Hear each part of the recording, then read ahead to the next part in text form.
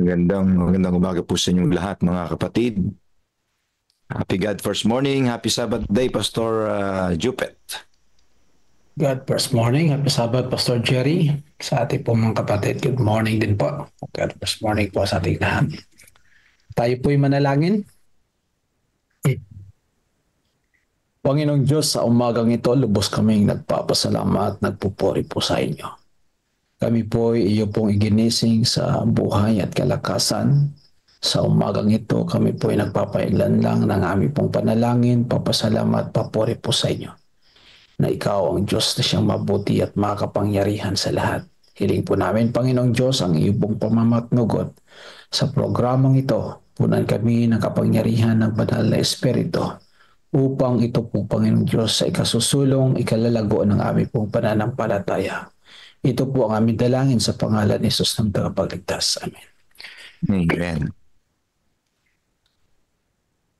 Okay, so muli po, God first morning po sa ating pong lahat, mga kapatid, dito po sa ating pong platform at ganoon din po sa ating pong mga kapatiran, mga kaibigan na nasa iba't ibang platform po ng ating pong social media. Chapter 31, Pastor Jerry, yung ating pong babasahin ngayong umaga. Opo, Pastor. Okay, so basahin po natin. Ito po ay Chapter 31 ng Genesis. Ang title niya po ay Tumakas Jacob kay Laban. Sabi po, at narinig ni Jacob ang mga salita ng mga anak ni Laban na nagsisipagsabi, kinuha ni Jacob ang lahat ng sa ating ama. At doon sa mga sa ating ama ay tinamo niya ang buong karangalang ito. At minasdan ni Jacob ang mukha ni Laban at narito, hindi sumasa kanyang gaya ng dati. Verse 3, at sinabi ng Panginoon kay Jacob, magbalik ka sa lupain ng iyong mga magulang at sa iyong kamag-anakan at ako'y sa iyo. At si Jacob ay nagsugo at tinawag si Raquel at si Leah sa bukid sa kanyang kawan. At sinabi sa kanila, nakikita ko ang mukha ng inyong ama na hindi sumasa akin na gaya ng dati. Datapwat ang Diyos na aking ama ay sumaakin. At nalalaman niyo na ang aking buong lakas ay ipinaglingkod ko sa inyong ama. At dinaya ako ng inyong ama at binagong makasangpo ang aking kaupahan. Datapwat hindi pinahihintulutan siya ng Diyos na gawan ako ng masama. Kung ganyang sinabing ganito, ang mga may batik ang magiging kaupahan mo. Kung magkagayoy, nanganganak ang lahat ng kawan ng mga may batik.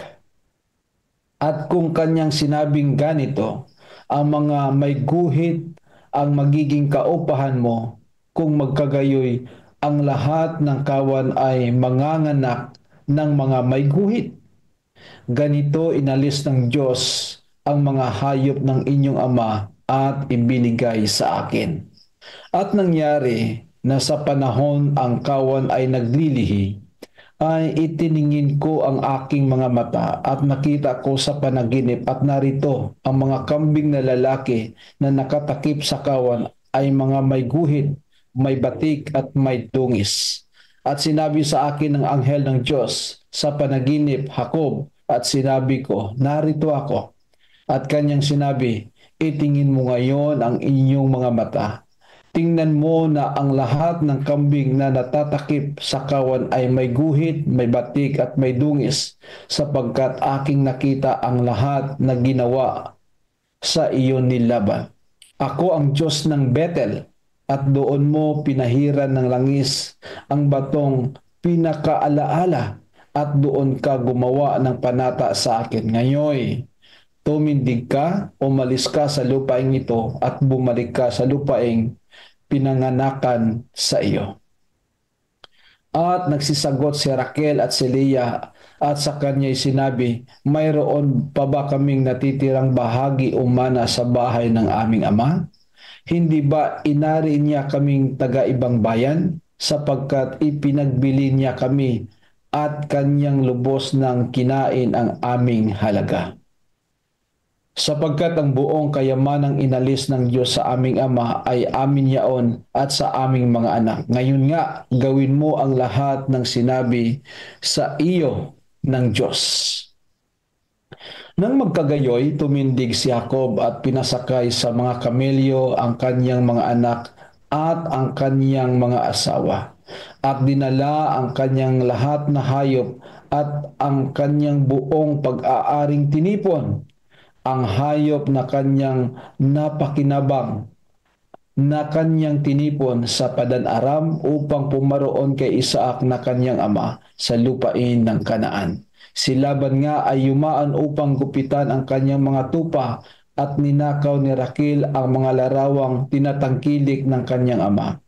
At tumanan si Jacob na di nalalaman ni Laban na taga Syria sa di niya pagbibigay alam na siya ay tumakas. Ganito tumakas si Jacob sang po ng buong kanya at bumangon at tumawid sa ilog Euphrates at siya ay tumungo sa bundok ng Gilead. Verse 22, at binalitaan si Laban sa ikatlong araw at tumakas si Jacob at ipinagsama niya ang kanyang mga kapatid at hinabol niyang 7 araw at kanyang inabutan sa bundok ng Gilead. At naparoon ang Diyos kay Laban na taga Syria sa panaginip sa gabi at sa kanya'y sinabi, ingatan mong huwag kang magsalita kay Jacob ng mabuti o masama man. At inabutan ni Laban si Jacob. At naitirik na ni Jacob ang kanyang tulda sa bundok at si Laban, sangpo ng kanyang mga kapatid, ay nagtirik din sa bundok ng Gilead. At sinabi ni Laban kay Jacob, anong ginawa mo na tumanan ka nang di ko na lalaman at dinala mo ang aking mga anak na parang mga bihag sa tabak? Bakit ka tumakas ng lihim at tumanan ka sa akin? At hindi mo ipinaalam sa akin upang ikaw ay nagpaalam kung may sayahan at may awitan, may tambol at may alfa. At hindi mo man lamang ipinahintulot sa aking humalik sa aking mga anak na lalaki at babae. Ngayon nga'y gumawa ka ng kamangmangan. Nasa kapangyarihan ng aking kamay ang gawan ko kayo ng masama, ngunit ang Diyos ng inyong ama ay kinausap ako kagabi na sinasabi, ingatan mong huwag kang magsalita kay Jacob ng mabuti o masama man. At ngayon, bagaman iyong inibig yumaon sapagkat pinagmimithian mong datnin ang buhay ng iyong ama, ay bakit mo ninakaw ang aking mga Diyos? At sumagot si Jacob at sinabi kay Laban, sapagkat ako'y natakot, sapagkat sinabi kong baka mo alising sa pilitan sa akin ang iyong mga anak. Kaya kung kanino mo masumpungan ang iyong mga Diyos, ay huwag mabuhay sa harap ng aking mga kapatid, ay iyong kilalanin kung anong mayroong akong iyo at dalhin mo sa iyo, sapagkat hindi nalalaman ni Jacob na si Raquel ang nagnakaw. At pumasok si Laban sa tulda ni Jacob at sa tulda ni Leah, sa tulda ng 2 alilang babae, datapwat hindi niya nasumpungan at lumabas sa tulda ni Leah at pumasok sa tulda ni Raquel. Nakuha nga ni Raquel ang mga larawan at naisiksik sa mga daladalahan ng kamilyo at kanyang inupuan. At inapuhap ni Laban ang buong palibot ng tulda, ngunit hindi niya nasumpungan. At sinabi niya sa kanyang ama, huwag magalit ang aking Panginoon na ako'y hindi makatindig sa harap mo, sapagkat ako'y mayroon ng kaugalian ng mga babae at kanyang hinanap, datapwat hindi masumpungan ang mga larawan. At nag-init si Jacob at nakipagtalo kay Laban. Sumagot si Jacob at sinabi kay Laban, ano ang aking sinalangsang at ang aking kasalanan upang ako'y habulin mong may pag-iinit? Yamang inapuhap mo ang lahat ng aking kasangkapan. Anong nasumpungan mong kasangkapan ng iyong bahay? Ilagay mo rito sa harap ng aking mga kapatid at ng iyong mga kapatid upang hatulan nila tayong dalawa. Ako'y natira sa iyo nitong 20 taon. Ang iyong mga babaeng tupa at ang iyong mga babaeng kambing ay hindi nawalan ng kanilang mga anak. At ang mga tupang lalaki ng iyong kawan ay hindi ko kinain. Ang nilapa ng mga ganid ay hindi ko dinala sa iyo. Ako ang nagbata ng kawalan. Sa aking kamay mo hiningi, maging nanakaw sa araw o nanakaw sa gabi. Ganito nakaraan ako. Sa araw ay pinupugnaw ako ng init at ng lamig sa gabi, at ang pag-aantok ay tumatakas sa aking mga mata. Nitong 20 taon ay natira ako sa iyong bahay. Pinaglingkuran kitang 14 taon dahil sa iyong 2 anak at 6 na taon dahil sa iyong kawan, at binago mo ang aking kaupahan na makasangpo. Kung hindi sumaakid ang Diyos ng aking ama, ang Diyos ni Abraham at ang katakutan ni Isaac, ay walang pagsalang palalayasin mo ako ngayong walang dala. Nakita ng Diyos ang aking kapighatian, ang kapaguran ng aking mga kamay, at sinaway niya kagabi. Ito. Amen.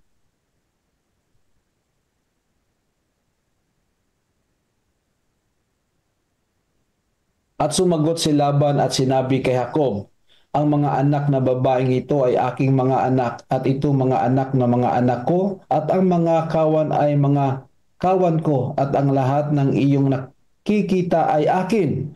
At anong magagawa ko ngayon sa mga anak kong babae o sa kanilang mga anak na ipinanganak nila?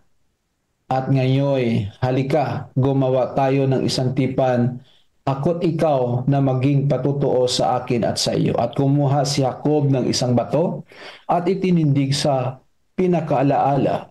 At sinabi ni Jacob sa kanyang mga kapatid, manguha kayo ng mga bato, at kumuha sila ng mga bato at kanilang ginawang isang bunton. At sila'y nagkainan doon sa malapit sa bunton.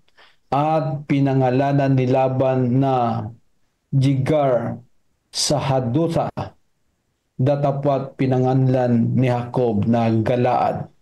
At sinabi ni Laban, ang buntong ito ay saksi sa akin at sa iyo ngayon. Kaya't ang pangalan niya ay tinawag na Galaad. At Mispa, sapagkat kanyang sinabi, bantayan ng Panginoon ako at ikaw pag nagkahihiwalay tayo. Kung pahirapan mo ang aking mga anak, o kung mag-asawa ka sa iba bukod sa aking mga anak, ay wala tayong ibang kasama.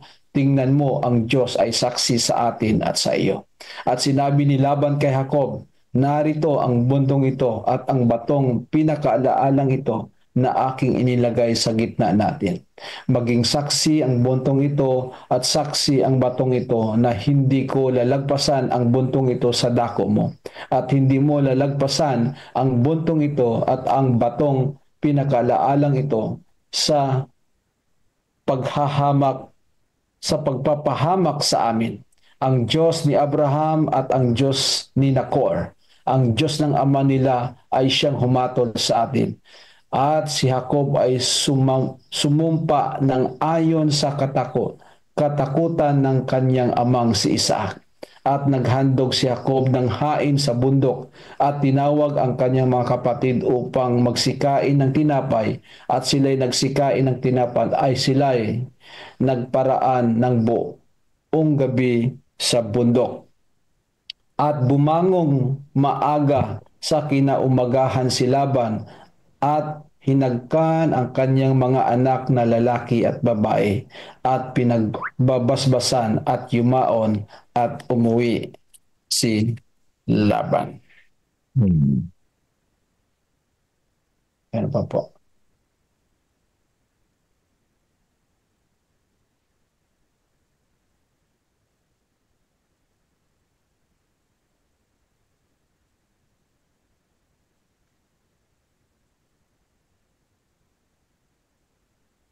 Ano pa? 31.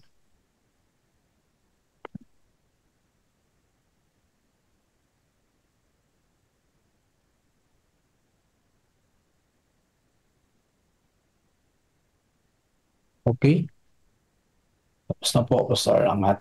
Yun po ang ating pong readings ngayong umagang ito po, mga kapatid. Tungkol po ito sa pagbalik ni Jacob sa kanya pong lupang sinilangan. Ngunit ang kanya pong pagbalik doon ay hindi po nagiging maayos dahil po sa hindi nila pagkakaunawaan sa kanya pong father-in-law na si Laban. At ang kanya pong ginawa ay tumakas sila nang hindi alam ni Laban ang kanila pong binalak. At dito makita po natin kung paano ang Diyos ay pumagitna. Kung hindi pumagitna ang Panginoong Diyos o iniligtas si Jacob mula doon sa kamay ni Laban, ay siguro mapapahamak si Jacob doon po sa kanya pong ginawa ni Laban. So dito makita po natin ho, mga kapatid, na yao pong ginawa din ni Jacob doon sa kanyang kapatid ay naranasan niya rin doon kay Laban. Nagbata siya ng 14 na taon para sa kanyang asawa at sa kanya pong pagtatrabaho ay 10 beses na binago ni Laban ang patakaran o ang kanila pong kasunduan upang hindi siya magkaroon ng ganong karaming mga tupa o ganong karaming mga kambing. Ngunit makita po natin na nandyan ang Panginoong Diyos kung paano pinagpala si Jacob sa kanya pong mga ginagawa. So napakabuti ng Panginoong Diyos na dito po natin makikita na bagamat si Jacob ay nagkamalit, nagkasala at siya po ay nakaranas ng ganitong buhay, ngunit ang plano ng Panginoong Diyos ay napakaganda. Naranasan niya kung paano ginabayan siya ng Panginoong Diyos. And din sa kanya pong pagtakas, ay bagamat ay pwede siyang saktan ni Laban, ang ginawa pa rin ng Panginoong Diyos ay siya po ay iniligtas niya at ininstruksyonan si Laban na huwag saktan si Jacob. At dito po natin makikita ho, mga kapatid, na ang Panginoong Diyos ay gumagabay kay Jacob sa kanya pong paglalakbay. Makita po natin na kung saan hinabol siya ni Laban at nagkaroon sila ng confrontation. Hinanap na ni Laban ang kanya pong Diyos-Diyusan. Yung pala ay ninakaw din ng kanya pong anak na si Raquel. So dito po natin makikita ho, mga kapatid, ng word na nakawan.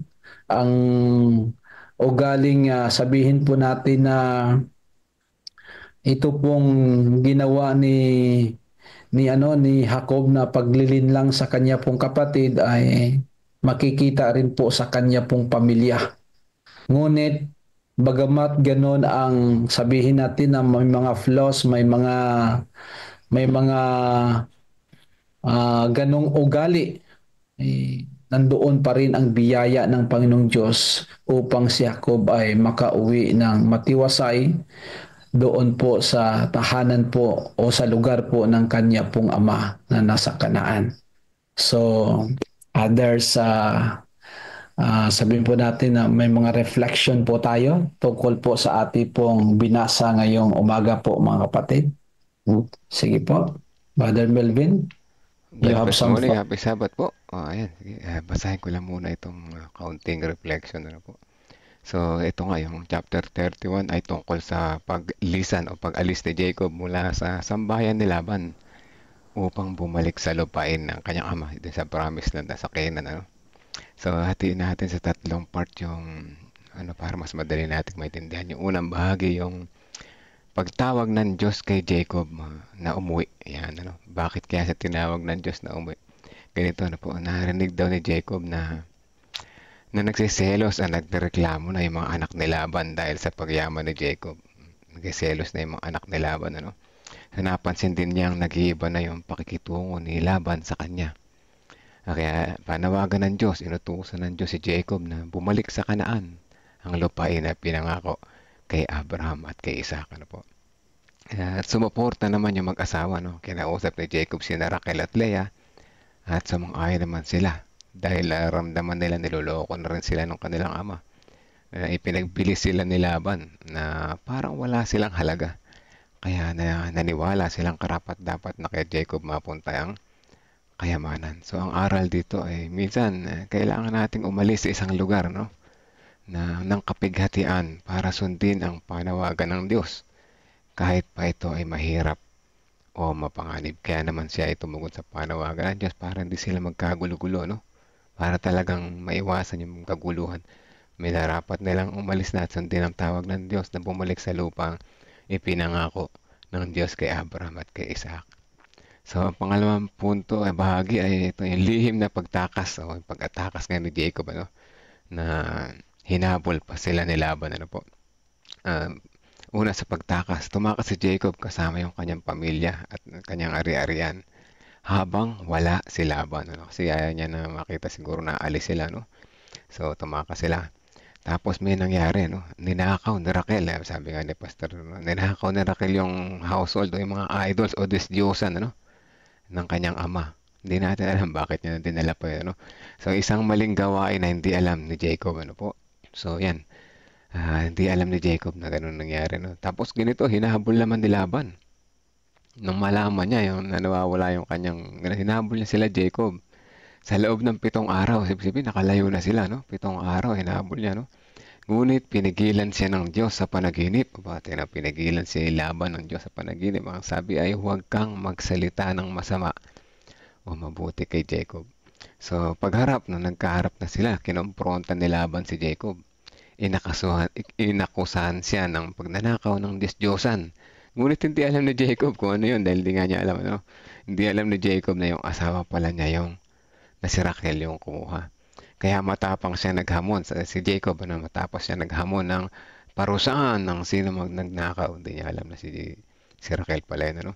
At ngayon, ang mga aral dito ay may mga taong nagkakasala. O, may mga taong kasalanan sa ating pamilya na may mga tagong, nakatagong kasalanan. Hindi natin alam, ano, na nagagawa ng ating mga miyembro ng pamilya o kaalib ng pamilya na wala tayong alam, ano. Ngunit pinoprotektahan ng Diyos yung kanyang mga anak laban sa hindi makatarong ang pagtrato. So, yan. Sa pangatlong bahagi, sagutan. Nagkaroon ng sagutan, tipanan. Ito yung happy ending, ano, nagustuhan ko ito, no. At pagkakahiwalay, ano. Pagtatanggol ni Jacob, binuhos ni Jacob yung kanyang sama ng loob. Ipinakita niya kung gaano siya naging tapat sa 20 taon na paglilingkod kay Laban. Kahit siya niloloko, binuhos ilang ulit yung sinabi, binago-bago yung kasunduan, ano? Para lang hindi umaman si Jacob, pero sa Panginoon patuloy siyang pinayaman, ano? At pinagod siya, ginawa siyang tauhan, ano? At pinagsamantalahan, ano? So, yan, kumbaga, inabuso si Jacob ni Laban sa loob ng matagal na panahon, ano? 20 years. So, pangalawa, pagtanggap ni Laban, tinanggap naman ni Laban yung statement ni Jacob. Sabi dito, inamin ni Laban na wala siyang magagawa at gumawa sila ng isang tipan, ano?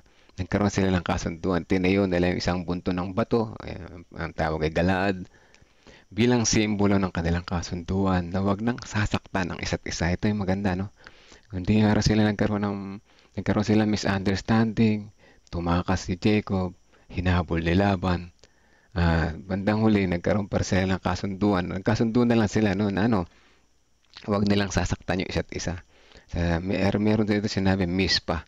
Isa itong panalangin o paalala na ang ibig sabihin ng mispa ay bantayan nawa tayo ng Panginoon habang tayo ay magkahiwalay. Ano, ang aral dito sa punto na ito, minsan kahit di natin maayos ang lahat ng detalye o lahat ng pagkaka-misunderstanding, mahalaga pa rin ang pagkakaroon ng kapayapaan, ano? Ang Diyos ang tunay na tagapamagitan sa mga hidwaan. So, bilang buod ng buong lesson ng chapter 31, number 1, ang Diyos ay tapat sa kanyang mga pangako. Protekta niya si Jacob kahit na at pinatnubayan siya pabalik sa Kanaan dahil ito yung lupang pangako para sa kanyang mga ama, no? Kasi kanyang ama at kay Isaac. So, maging matuwid kahit niloloko ka. Ayan, kahit tayo niloloko ng ating kapwa, yung ating amo, ng ating boss, ng ating kapwa, maging matuwid pa rin tayo. Huwag nating balikan ng panloloko din, ano? Pinakita ni Jacob ang katapatan kahit siya laging, nadadaya, ano po. Point number 3, maging maingat sa mga tagong kasalanan. Ito na, no? Ginawa ni Raquel ay hindi maganda, mga kapatid, ano? Maaaring magdala ng kapahamakan sa buong sambahayan, ano po. Kaya wag tayo dapat gagawa ng tagong hindi magandang halimbawa ito, no? Sinabi ito dito para hindi tularan, ngunit ating iwasan. Number 4, gumawa ng paraan para sa kapayapaan. Ito yung pinakagusto ko, yung happy ending, ano? Sa huli, mas mainam ang pagkakaayos kaysa sa patuloy na sigalot o hidwaan, ano po. Kaya maganda yung tinuturo sa atin na lesson na ito, pagkaman nagkaroon ng hindi magandang relasyon yung magbiyanan, ano. Kaya sa atin, alam ko natin na marami dito nag-experience, ano, na hindi magandang experience na magbiyanan, ano, manugang at biyanan. Ito yung usapan ng biyanan at manugang. Pero maganda pa rin na magkasundo sa huli. Kung hindi talaga magkasundo, o hindi man masama na lumayo, kagaya ng paglayo ni Jacob, ano, para sa panawagan ng Diyos, para maging mapayapa ang bawat isa. And then later on, magkasundo at manalangin na ang ganda nitong mispa, no? Ingatan nawa tayo ng Panginoon na tayo habang tayo magkahiwalay. So yun, maganda yung lesson natin natutunan dito. Yan po ang maiksing reflection. Happy Sabbath and God bless morning po. Amen. Thank you, Brother Melvin. Napakaganda po ng iyo pong reflection. Kaya nga, mas maganda ho talaga na bagamat hindi magkakaunawaan sa huli ay ang pagkakasundo-sundo ay kinakailangan. So dito naman po sa reflection na ating ipinagkaloob sa atin ni Pastor Cherry, ay sabi po dito, gusto ko po yung sinabi mismo ng Diyos kay Jacob sa verse 12. Nakita ko ang lahat ng ginagawa sa iyo ni Laban. Ang Diyos mismo ang nagsabi nito at siguradong napakalakas ito sa pusong sugatan ni Jacob. Pagod na sa maraming taon sa nalabis na pagtatrabaho at emosyonal na panlilinlang, kay sarap pakinggan, hindi na kailangang lumaban si Jacob nang mag-isa. Ang Diyos mismo ang lumalaban para sa kanya. Maganda po, ano? Ikaw ba'y niloko at inabuso ng isang tao sa loob ng maraming taon? Isipin mo kung gaano kaaliwalas sa pakiramdam kung personal na sabihin sa iyo ng Diyos, nakita ko ang lahat ng ginawa sa iyo, or so and so. Totoo ito, wala ni isang bagay ang nakakalampas sa mata ng Diyos. Walang pang-iinsulto, panlilinlang, pang-aabuso o pagtataksil. Walang maliit na bagay ang baliwala sa Kanya. Wala siyang pinalalampas. Mahalaga sa Diyos kung paano ka tratuhin ng iba dahil ikaw ay itinituring niyang bunga ng Kanyang mata. So, napakaganda niyan ho, mga kapatid. Ano po, napakagandang reflection ito. Na yes, nakakaranas tayo ng mga ganyan, pero ang Diyos mismo ang magbibigay sa atin ng pagpalakas. Nakikita niya lahat ang mga bagay na ginawa sa iyo o sa atin.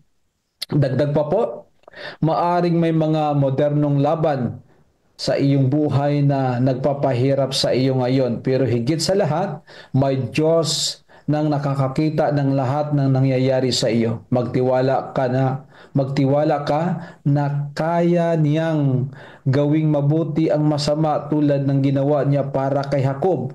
Ang lahat ng bagay ay kumikilos para sa ating ikabubuti sa takdang panahon. Dalubhasa ang Diyos sa pagbaliktad ng sumpa upang maging pagpapala. Maaring may planong ang iyong modernong laban sa iyo pero ang Diyos ay may mas magandang plano para sa iyong buhay. Ang Diyos ang lumalaban para sa iyo. Kung ang Diyos ay panig sa iyo, sino ang makakalaban sa iyo? So, napakaganda ho mga kapatid. Yun po ay buhay na buhay doon po sa naranasan ni Jacob. Bagamat 20 years, naghirap po siya. Ngunit ang Panginoong Diyos ay ipinaglalaban si Jacob laban sa kanyang biyanan na si Laban. Okay, some more reflections po mga kapatid sa ating pong Bible readings ngayong umaga. Pastor Jerry, you have some still thoughts about this? Yes, Pastor. Ako po ay blessed na blessed dito po sa ating binasa ngayon. Nakatutuwa na makita natin kung paanong napaka-aktibo ng Diyos sa buhay po ni Jacob at ng buong sambahayan ito, mga kapatid. Nakaaaliw na isipin na ang Diyos ay nakasubaybay sa kanyang piniling lingkod na si Jacob. Maaaring ganun din po tayo, mga kapatid. Sa moderno nating panahon, tayo po ay nakararanas ng tulad na pighati or kaguluhan na nararanasan, mga bigat na nadadama. Pero ang maganda po dito sa senaryong ito, patuloy na nakasubaybay ang Diyos kay Jacob. Mapapansin po ninyo, mga kapatid, na binalikan ng Diyos kay Jacob yung pong karanasan niya sa Bethel, no? Na kung saan ay nagpakita ang Diyos kay Jacob sa larawan o simbolo po ng hagdanan na mula sa lupa na kinilalagyan ni Jacob na umaabot po sa langit, na mayroon po mga anghel na nagmamanikmanaog na nagpapakita po ng malaking kaaliwan na pwedeng pagkuhanan ni Jacob. At ipinaalaala ng Panginoon dun sa verse 13 ang ginawang panata ni Jacob doon sa pinanganlan niyang Bethel, no? Pinanganlan po ito ni Jacob ng Bethel sa kadahilanan pong naranasan niya doon ang Diyos. Napakaganda, mga kapatid, sa verse 13, ang aking pong kaaliwang nakuha dito. Sa part na ito ay maalala po niyo, balikan po na natin yun, yung verse 28 ay sa chapter 28 ng Genesis. Ang sabi po dito sa verse 20, kung makakasama ko ang Diyos at ako'y iingatan sa daang ito na aking nilalakaran at ako'y bibigyan niya ng tinapay na makakain at damit na maisusuot at ako'y makabalik na payapa sa bahay ng aking ama, kung gayon ang Panginoon ang magiging aking Diyos. Gusto ko po yun, mga kapatid, yung ang Diyos po ay hindi na po siya distant God. Hindi na po siya malayong Diyos kay Jacob. Sa punto po ito, ang Diyos mismo ang nagkumpisal kay Jacob na sinabi niya sa verse 13 ng chapter na binasa po natin ngayon, ako ang Diyos ng Bethel. Ako ang Diyos ng Bethel. Parang sinasabi po ng Panginoong Diyos kay Jacob, maging sa iyo ngayon, maging sa atin ngayon, ako ang Diyos ng mga karanasan mo. So ang Diyos, ang personal nating Diyos, sa mga dinaanan nating mga karanasan, siya ay personal God. Kung papaanong sinabi ng Diyos kay Jacob na ako ang Diyos ng Bethel, yung naranasan mo sa Bethel, na pinangalanan mo na Bethel, ako ang Diyos mo hanggang ngayon. Kaya, napaka-empowering, mga kapatid. Doon sa verse 12, sapagkat nakita ko ang lahat ng ginagawa sa iyo, ni Laban. Kung ano man, mga kapatid, ang mga personal natin, mga struggles, alam ng Diyos yun. Hindi na natin kayang pangalanan. Mas kaya niyo pong pangalanan yun. Kaya niyong pangalan ng Bethel, ang mga experience nyo, o ano man mga pangalan na pinagdaanan po natin mga kapatid. Kaya po natin yun sabihin. Pero ang ating pong tatandaan, God is the God of our Bethel. Ang Diyos ng ating mga karanasan. Kahit ano po ang mga pinagdaanan natin, huwag nating kaliligtaan, hindi lumalagpas sa mata ng Diyos gaano mang kaliit, kalaki ang mga struggles at mga pasanin, mga pagdurusa at mga paghihirap na dinadaanan natin sa buhay. Pagod ka na ba sa pang-aabuso? Pagod ka na ba sa lahat ng pagtatrabaho? Pagod ka na ba sa lahat ng mga pagtatrato sa iyong injustice ng ating mga kapwa? Mga kapatid, huwag kang manghinaan ng loob. Ang sabi ho ng Panginoon, ako ang Diyos ng Bethel. Tayo ay pinapatnubayan ng Diyos at siya ang magtatanggol sa atin. Siya ang bibitbit sa atin. Siya ang tutulong sa atin sa anumang mga pinagdadaanan sa ating buhay. Mga kapatid, pagpalain tayo ng Panginoon. Okay, thank you very much, Pastor Jerry. Napakaganda. Pwede nating pusuan yan, mga kapatid, sa ating pong reflection ngayong umagang ito. So, our God is a personal God. He knows everything sa ating pong mga ginagawa at kung anong meron tayong karanasan. Pero alalahanin natin that still God is our personal God and He is a gracious God. So, tayo, kung wala na po, ay tayo po'y dadako sa ating pong Lest We Forget readings. Lest We Forget readings, ang magbabasa po ngayong umaga ay si Brother Osias Domingo. Isa sa ating pong magiting na mga literature evangelist. Nandito po ba siya? Brother Osias? Wala po.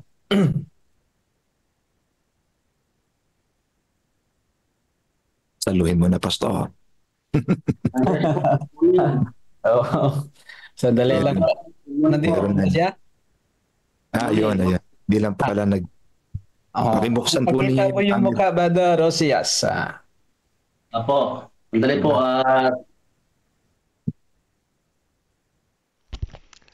Okay mga kapatid, tayo naman din ay dumako sa ating Lest We Forget. Ano po, teka lang, nabubuksan ko lamang yung aking camera. Ayan.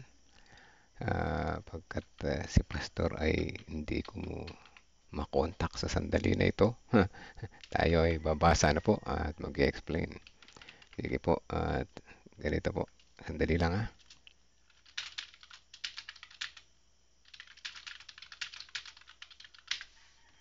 So, okay. Ibibigay ko lamang sa inyo yung screen para ating makita mga kapatid. Sandali lang. Uy.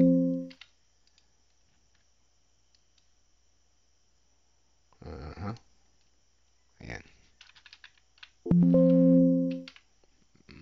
Ngayon ay ayan mga kapatid, panawagan para sa kaayusan ng Ebanghelyo. Part 1, May 17. Ano po? Tayo muna yung manalangin mga kapatid. Let us pray.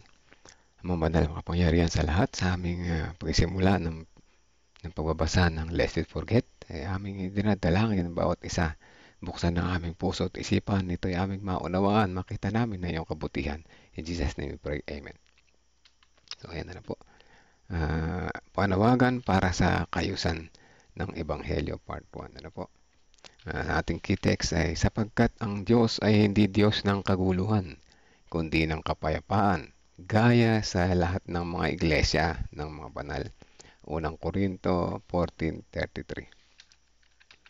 Ang Diyos ay hindi Diyos ng kaguluhan. Hindi mo ito makikita sa kalagayan ng ilan sa mga Adventistang sabatarya ng kongregasyon noong 1853. Ang kilusan ay mabilis na lumago, ngunit ito ay kulang sa mga structure mapagbibigay ng kaayusan sa mga hanay nito. Bagamat sila ay nagkaroon na ng kaunting pag-unlad sa direksyon ng kaayusan, mahina pa rin sila dito. Isang realidad na makikita sa ulat ni Ellen White tungkol sa paglalakbay nila James sa silangan sa summer noong 1853. Ito ay, ang ulat niya, naging isang nakakapagod na medyo nakakapanghina ng loob na paglalakbay, sabi ni James White. Marami ang yumayakap sa katotohanan na hindi napabanal sa puso at buhay. Marami daw tumanggap ng katotohanan pero hindi napabanal sa puso at buhay. Ang mga elemento ng ating alitan at paghihimagsik ay kumikilos. Patuloy yung kanilang elemento ng paghihimagsik at alitan. At kinakailangan na magkaroon ng isang kilusan upang dalisayin ang iglesia. So naisipan nila na kailangan ng kilusan ng organisasyon. Sa gayong kalagayan ng mga pangyayari, hindi mahirap makita kung bakit siya at ang kanyang asawa ay parehong naglabas ng malaking panawagan para sa kaayusan ng Ebanghelyo noong December 1853. Si James White, ay mag-asawa White ito, tinasabi rito. So pinangunahan ni James ang atake para sa mas mahusay na organisasyon sa isang serya ng review na pinamagatang Gospel Order. Ipinunto ng kanyang artikulo noong December 6 na ito ay isang paksa na may malaking kahalagahan sa sinaunang Kristiyanong iglesia at hindi ito maaaring maging hindi masyadong mahalaga sa mga huling araw na panganib. Kung ang kaayusan ng Ebanghelyo ay napakahalaga na kinailangan ni Pablo ang lubos na pagtuunan, ito ng pansin ay kanyang mga sulat sa mga iglesia. Hindi ito dapat baliwalain ang bayan ng Diyos sa mga panahong ito.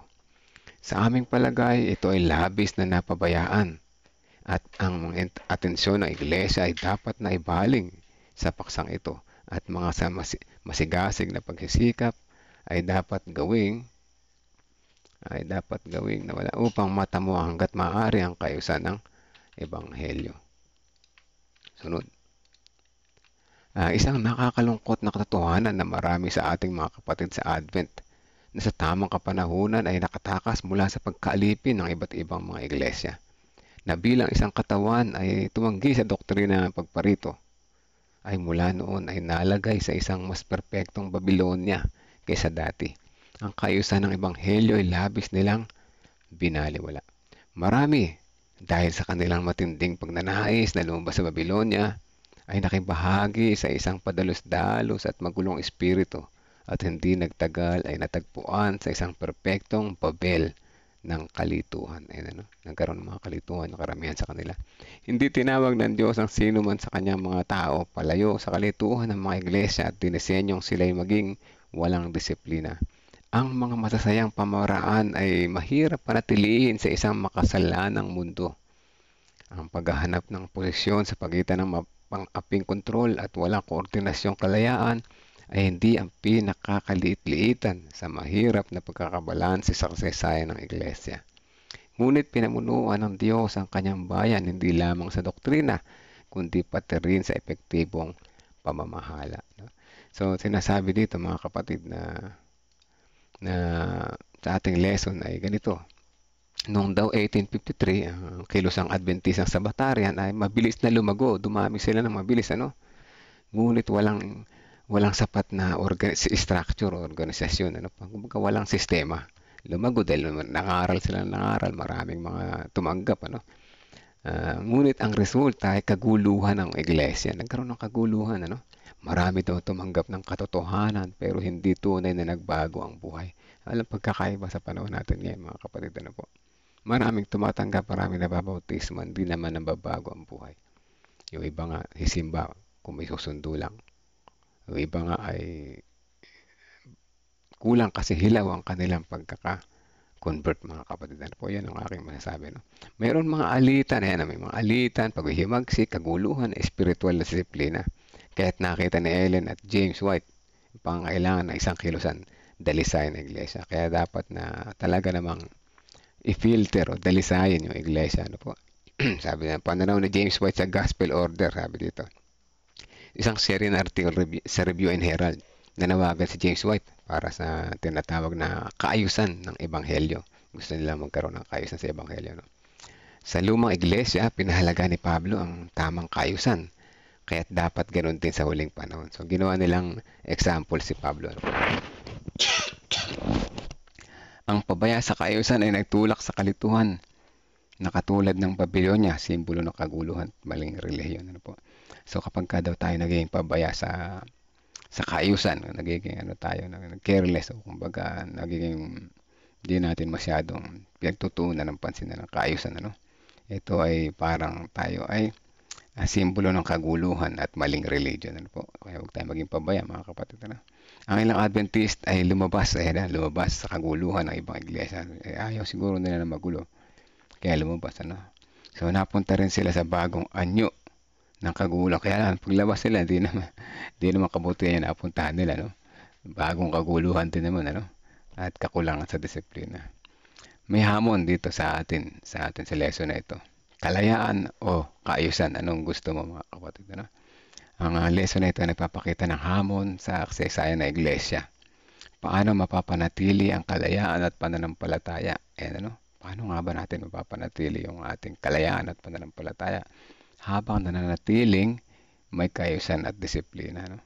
Ang sagot mga kapatid, pamumuno ng Diyos. Puntahan natin yung pamumuno ng Diyos. Hindi lang sa doktrina, kundi para sa pamamahala sa iglesia. So, ating unahin ng Diyos sa lahat ng bagay. No? Sundin natin yung kanyang kalooban. Ano po? Kasi yan ang number one na magkakaroon ng kaayusan, magiging matatag sa pananampalataya. Ano po? So, wag tayo maging ma-pride, maging mapagpakumbaba tayo. No? Mga aral para sa ating panahon. Sa ating panahon ngayon, ano kapanahonan? Hindi sapat yung katotohanan kung walang kaayusan. So, oo nga, natanggap nga natin yung katotohanan. No? Wala namang kaayusan. Kaya dapat maayos. Ano? Ang kalituhan at rebellion ay tanda ng kakulangan sa paghatol at espiritual na disiplina. So, ang Diyos ay Diyos ng kaayusan, mga kapatid. Kaya ang kanyang bayan ay dapat may disiplina. May disiplina ba tayo? Dapat meron, ano? May pagkakaisa. Meron ba tayong pagkakaisa? Epektibong pamumuno, meron ba? Sa ating local church, dapat may epektibong pamumuno, may pagkakaisa, may disiplina. At yan ay tanda na Diyos ng kaayusan. Ano po? So may kulang dyan, ay kulang tayo ng Diyos sa ating puso. Naku po, medyo mabigat na hamon ito. Hindi lahat ng umaalis sa maling iglesia ay nasa tamang landas. Ayan, maraming mga nasa tama na umalis pa. No? May kilala akong ganyan dati. Sikat yan sa YouTube debaters. O dati siyang Adventist, masipag na tagapagtanggol. No? Tagapangaral. No? Umalis. Napunta sa ibang religion na Sunday keeper. Ano po? So sa panahon, sa tingin niyo ba tama yung ginawa niya? Malamang sa hindi. Ano? Alam niya na yung katotohanan. Umalis dahil sa kaguluhan. Pero napunta rin naman sa hindi naman tama. No? So kung wala raw kaayusan, maaaring bagong anyo lang ito ng Babel. Ano po? Kalituhan. So nalilito lamang sila. No? So pangwakas na pagninilay sa panahon ng mabilis na pagbabago at pagkalat na iba't ibang mga ideya sa simbahan, ang kaayusan sa pananampalataya, pamumuno at disiplina ay hindi lamang kagustuhan ng tao. Ito ay kalooban ng Diyos, mga kapatid. Ano? Huwag nating maliitin ang kahalagahan ng pagiging maayos sa loob ng iglesia. Ito ay bahagi ng ating patotoo bilang bayan ng Diyos. Tayo manalangin, mga kapatid. Amang banal na makapangyarihan sa lahat. Salamat sa halimbawa na ito ng aming mga pioneers noong kanilang unang kapanahunan. Bagamat maraming tumatanggap sa katotohanan ay hindi nababago ang buhay. Ganun din naman sa aming mga kapanahunan. Maraming sumatanggap sa aming sa inyong katotohanan, ngunit ang buhay ay ganun pa rin sapagkat kulang ng kaayusan, kulang ng structure, at may kulang sa aming mga ginagawa. Nais namin na patuloy na maging maayos ang aming ginagawa. At nawa, patuloy nyo kaming gawing matalino sa aming mga pagkilos, pag-action. At sa simbahan ay maiwasan namin ang hindi pagkakaisa at hindi kami magkaroon ng pagkawatak-watak. Ngunit turuan nyo kaming maging isang buong kapatiran na may isang layunin na tumutugon sa inyong kalooban. Salamat o Diyos sa hamon na pagpili ng kalayaan at kaguluhan. Nais naming piliin ang kalayaan na may pagmamahal sa inyo pong pangunguna. Ito po ang aming dalangin sa pangalan ni Jesus. Amen. Amen mga kapatid. At ngayon, bumalik tayo sa kabila at mas muling matuto pa ng mas marami pa. At tayo ay patuloy na mas lumago sa ating pananampalataya na po. Teka lang, nagpe-pray pa sila. Sabay lang.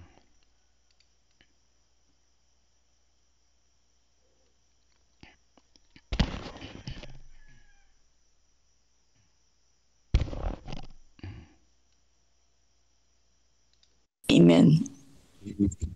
Maraming salamat po, Brother Sias. Po. Thank you po, Brother Oseas. Salamat po, Pastor. Dali po, atin mo nang play ang ating pong station ID. Sandit lang, Pastor Jupet.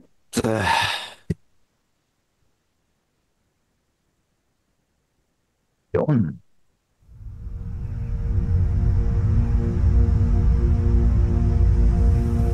After Jesus returned to heaven, his disciples remained with the awesome task of taking the gospel to the whole world. Filled with the Holy Spirit, these men and women proclaimed the message they had received with boldness and power, reaching out to all corners of the then known world. But it was not without great opposition, first from the Jews, then from the Roman state. Many Christians were faithful to the point of death, suffering torture and humiliation from cheering onlookers at the Circus Maximus and Colosseum in Rome and throughout the empire. However, the blood of the martyrs only paved the way for the further spread of the gospel. After years of persecution by the Roman emperors, one of them, Constantine, professed conversion to Christianity in 312 AD. Now Christianity became popular, but it resulted in many pagan practices and symbols entering the church, particularly in Rome. The Bishop of Rome assumed more and more power and authority and began to oppose and oppress all who recognized Jesus alone as the head of the church and who accepted the Bible alone as the supreme authority. To escape this increasing persecution, God's true people withdrew to the wilderness areas of Europe. In northern Italy, the Waldenses took refuge in the mountains. While many were slain, the light continued to shine in the darkness. God was still in control, and he began to raise up men like Wycliffe, Huss, Tyndale, Luther, Calvin and Zwingli to stand for his truth. They stood for the Bible alone, faith alone and Christ alone.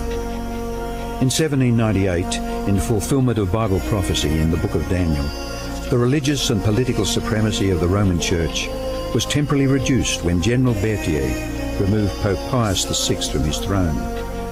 Consequently, in the decades that followed, there arose a great awakening of interest in the prophecies of Daniel, and many were convinced Jesus was soon to return. In the United States, the Baptist preacher William Miller was joined by hundreds of other preachers in their expectation of the return of Jesus in 1844. However, when Christ did not return in 1844, further Bible study led a small group to discover that Christ's ministry in the heavenly sanctuary was an explanation for their great disappointment. They discovered that the Bible taught that the seventh day was the Sabbath that Jesus had set aside for his people. Slowly they came to understand that their mission was to preach the three angels' messages of Revelation 14. Their goal as Seventh-day Adventists was to preach with power the everlasting gospel and to prepare the world for Christ's return. More than 160 years have now passed, years that have brought 2 world wars, numerous military campaigns, financial depression, the rise of atheism and secularism, as well as a booming world population, with natural disasters increasing in frequency and intensity. Today, the Church's mission and message is more relevant and urgent than ever in its history. Jesus is coming soon, and the world must be warned.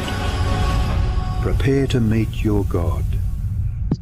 Yes, Jesus is coming soon and the world must be warned. Prepare to meet our God. Pastor Jupet. Hey, thank you po. So, yun po mga kapatid, napakaganda po ng ating pong introduction. It reminds us ng ikalawang pagpaparito ng ating pong Panginoon Diyos. Punta po tayo sa ating pong reflection, yung nakaraan kahapon po nung ating pong sa ating pong sa SOP po natin na kung saan ang title niya ay Example of Nehemiah. So akin po munang babasahin para po ay ma-refresh po tayo, and then some thoughts sa ating pong mga pwede po natin ilagay sa ating pong chat box, pwede rin po sa ating pong social media na account, and then pwede rin po tayo mag-open ng ating pong video mamaya para po sa ating pong reflection. Basahin ko po. Nehemiah did not depend upon uncertainty. The means that he lacked, he solicited from those who were able to bestow. And the Lord is still willing to move upon the hearts of those in possession of his goods in behalf of the cause of truth. Those who labor for him are to avail themselves of the help that he promised man to give. These gifts may open ways by which the light of truth shall go to many benighted lands. The donors may have not faith in Christ, no acquaintance with his word, but their gifts are not on this account to be refused. God's work is now to advance rapidly, and if his people will respond to his call, he will make the possessors of property willing to donate of their means and thus make it possible for his work to be accomplished in the earth. Faith is the substance of things hoped for and evidence of things not seen in Hebrews 11:1. Faith in the Word of God will place his people in possessions of property, which will enable them to work the large cities that are waiting for the message of truth. So yun po ang ating pong readings kahapon at yun po ay iyo pong ipinagkaloob sa inyo po ng inyo pong lingkod kahapon po mga kapatid. So, mayroon po ba tayong mayroon pa tayong mga reflections from our accounts on social media o dito po sa ating pong platform? Sige po.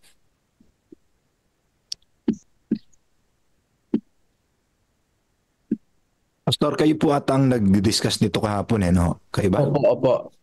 Opo. Actually, na-appreciate ko po yung pagbalik po ninyo doon sa yung writings na ito po kasi ang reference ay tama po kayo. Yung kahapon ay tungkol po sa papaano ginabayan ng Panginoon si Nehemiah na noong i-rebuild po yung temple ay ginamit ng Panginoon ang means ng kaharian po ng Assyrians ba yan?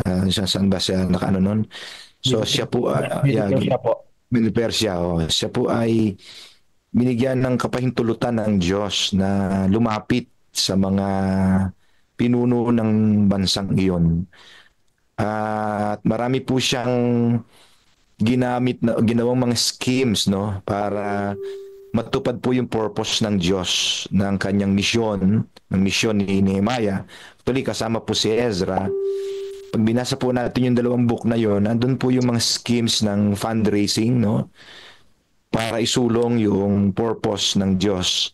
Meron din po silang kinuhang letter ng permit para maitayo po yon. At the same time, kumuha din po sila ng endorsement letter para humingi ng mga logs, yung mga kagamitan sa pagko-construct.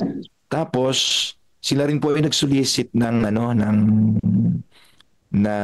tulong sa king in terms of means, yung mga pera. Kaya mga kapatid, naging mabait po talaga kila Nehemiah ang hari ng Medo-Persia, At totoo po ito, sinasabi ni Sister White sa kanyang testimony na the Lord will still move upon the hearts of those in possession of His goods in behalf of the cause of truth. Hindi po ako makaalis dun sa kasi pinangako talaga ng Diyos, Pastor, mga kapatid.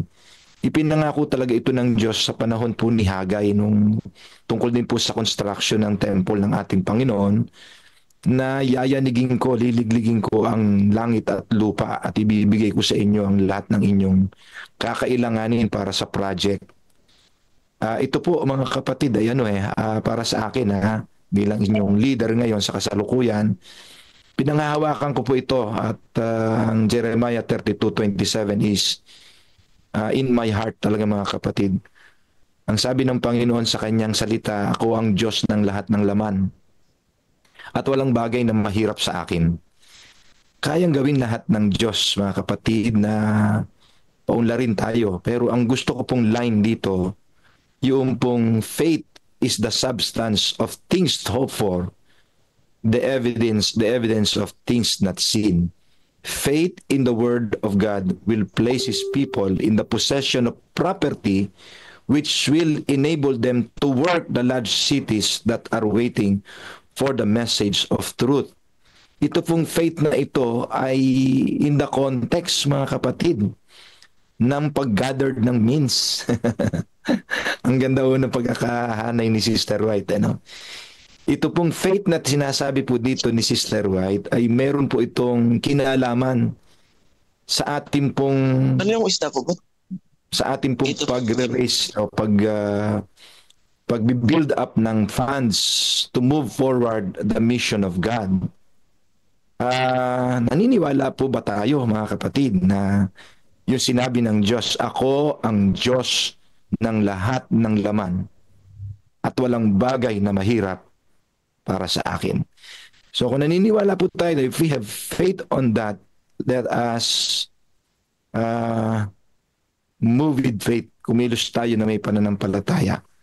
At bawat step natin ay paniwalaang gagabayan tayo ng Diyos. Lalo't higit sa proyektong ito na ating pong kasalukuyang hinaharap. Ang ating pong Central Luzon Provinces Mission ay nagsisimula pa lamang. At pinanghahawakan ko po yung Hagay 2, mga kapatid, Hagay 2. Ang sabi ng Panginoon, aking minsan pang liligligin ang langit at ang lupa at ibibigay sa inyo ang lahat ng pangailangan para sa inyong gawain. So para sa gawain ng Diyos, sa misyon natin, mga kapatid, ibibigay ng Diyos sa atin sa maraming kaparaanan. In this case, kapag mayroon pong mga taong nag-alok sa atin kasi kinilos sila ng Panginoon, they may not be Adventists in our church, they may be politicians, they may be in other sources. I believe, mga kapatid, sa sinasabi po dito ni Sister White, the donors may have no faith in Christ, no acquaintance with His Word, but their gifts are not on this account to be refused. Hindi natin dapat tanggihan. Mabuti nga, mga kapatid, mapunta po sa kamay ng mga anak ng Diyos na naniniwalang malapit nang bumalik si Jesus para magamit sa pagsulong ng gawain ng ating Panginoon. Magamit para sa pagtatapos ng gawain ng Diyos. Ang mga perang ito, mga means na ibinigay ng mga taong maaring hindi natin kasama sa pananampalataya. So tanggapin natin, mga kapatid, ito sapagkat ito po ay pinayon na sa atin ni Sister White. Okay, maraming salamat, Pastor Jerry. Napakaganda po ng ating pong reflection ngayong umaga, ho, mga kapatid. So more sa ating pong mga kapatiran, just open your video, mga kapatid. Sige po, so ito po ay example of Nehemiah doon po sa ating pong readings hapon ho, mga kapatid. At dito ko rin ho nakita yao pong pamamaraan ng Panginoong Diyos kung paano niya na i-sustain yao pong gawain kahit pa ang kanyang kaaway ay ginamit ng Diyos para magawa po ang Jerusalem, rebuilding of Jerusalem. Kung inyo pong mabasa ang Nehemiah, ang aklat ng Nehemiah, ay nandoon po yung kanyang kalaban ang kalaban po ni Nehemiah na si Sanballat at saka si Tobias. Ito palagi yung dalawa ay talaga ho ang grabe ang kanila pong pakipag-away. Dini-discourage si Nehemiah. Ngunit nung huli ay sila pa po ang ginamit ng Diyos para magawa matapos pong rebuilding ng Jerusalem. Okay, so sa ating pong mga kapatiran po, dyan po sa ating pong social media, mayroon pong may mga may mga reflections. Sige po, Brother Edmond, o sa ating pong mga kasama sa ating pong media, sa more po doon sa social media na mayroon pong mga reflection po. Wala pa, Pastor Jupet. Pero may na-capture po ako kahapon. Okay lang po bang basahin po muna natin? Habang naghihintay po tayo ng mga kapatid na magbibigay po ng kanila pong reflection. Binahagi po ito kahapon ni Sister Maria Lorena de Dios. Sabi po niya, naalala ko po yung kwento na may isang tao na nagpipray na humihingi ng pagkain sa Panginoon. Narinig siya ng kanyang landlord. Ito na rin po yata yung yung dumalangin na may kahit yung Diablo ay nagbibigay. So ito na rin po yun. Si Sister Net Lazaro naman po, habang tayo ay nasa sanglibotang ito at ang Holy Spirit ay nakikipagpunyagi po sa atin, ang payo sa atin ay dapat na tumanggap at magbahagi din naman ng mga kaloob. Tayo ay magbigay ng liwanag at katotohanan na sinasabi sa Biblia. Ang tumatanggap ay dapat din naman magbahagi. Salamat po. Okay, maraming salamat. Si Sister Lolit Siascon. Sige po, Sister Lolit. Good morning. God first morning po. Happy Sabbath. Happy Sabbath po, Pastor Jopet.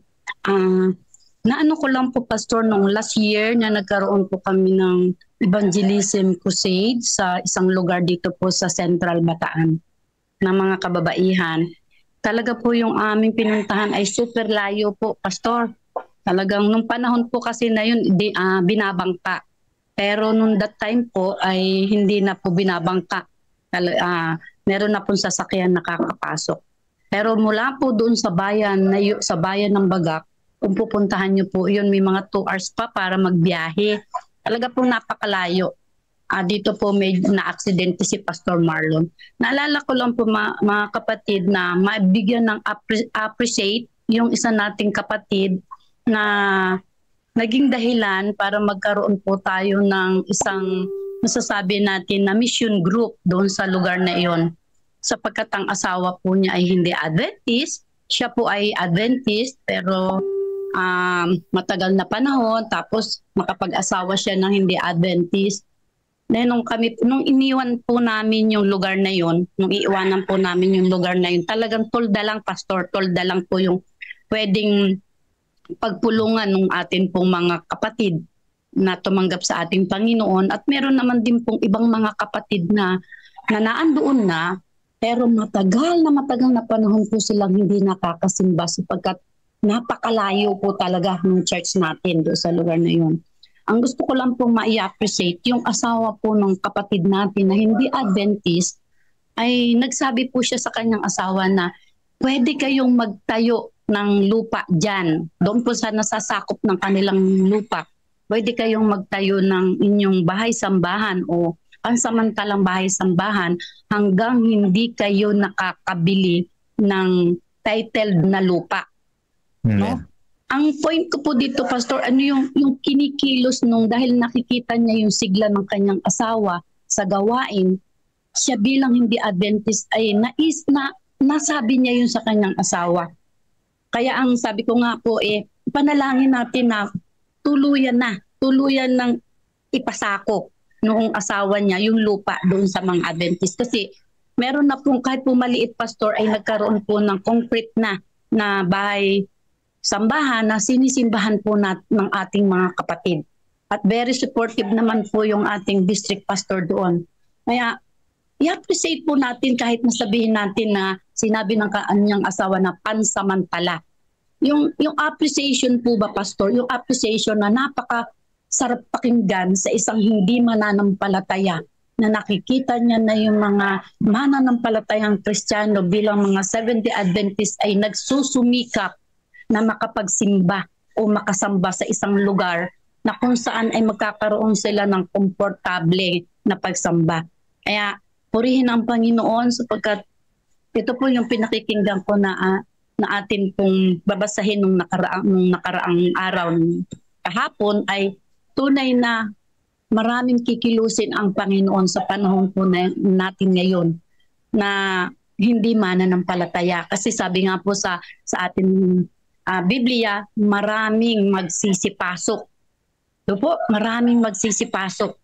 Kaya napakabuti ng Diyos. Sapagkat sa mga ganitong pamamaraan ay may mga hindi mananampalataya na tumutugon sa atin pong mga mananampalatayang Kristiyano. Naway patuloy nating idalangin na hindi lang yun pansamantala, kundi pansamantagal na ipagkaloob.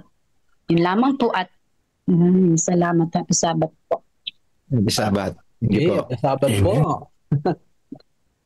Maraming salamat, Sister Lolet, sa iyo pong napakagandang karanasan sa inyo pong distrito na kinilos ng Panginoong Diyos ya pong mga, sabihin natin mga kaibigan natin na sila po ay makakatulong sa ating pong gawain. Sige po, sa more mga kapatiran, sa ating pong reflection ngayong umaga sa nakaraan po nating readings, the example of Nehemiah. Ano po ang ating pong mga natutunan po doon? Sige po. Pastor Jupet, Sige po, Pastor Jerry. palagi ko maaga tayo magsisimula sa ating reading ng Councils on Stewardship para ho mabigyan tayo ng panahon sa paggagayak sa ating pagpunta sa simbahan. Meron po sa ating mga magluluto pa. Okay. Sige. So, ilang reflection na lang ang ating Pastor Jerry. Siguro po kung meron pang isa na magte-testimony or kwento ng kanilang mga journey, spiritual journey, pwede pa pong isa siguro, tapos may mga ilang babasahin.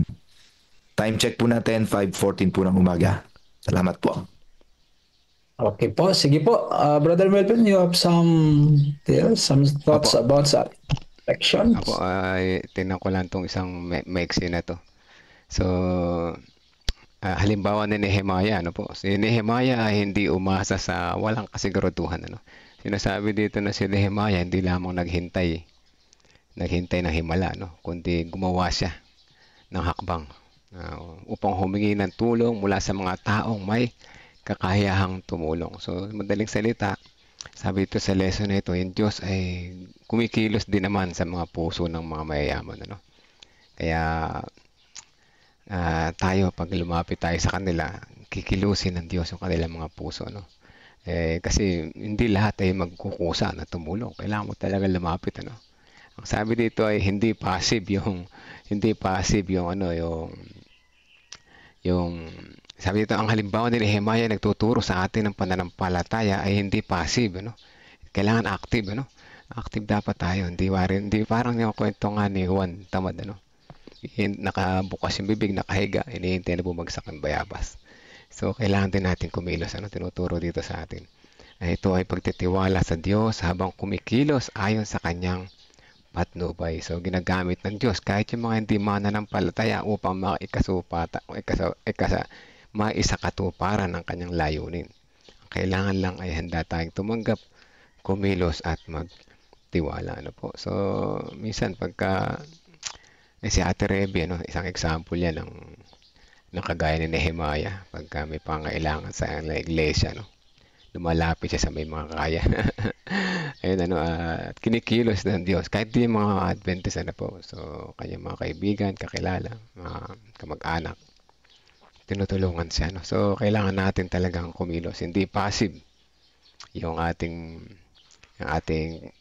yung resulta ng ating hinihingi sa Diyos. Kundi kailangan talaga natin. Sabi nga ay kapag nasa Diyos ang awa, pero nasa tao pa rin ang gawa, ano po. So, yan ang aking reflection dito sa buhay ni Nehemiah, example ni Nehemiah, at nagtataas si Ma'am Naomi Estabillo.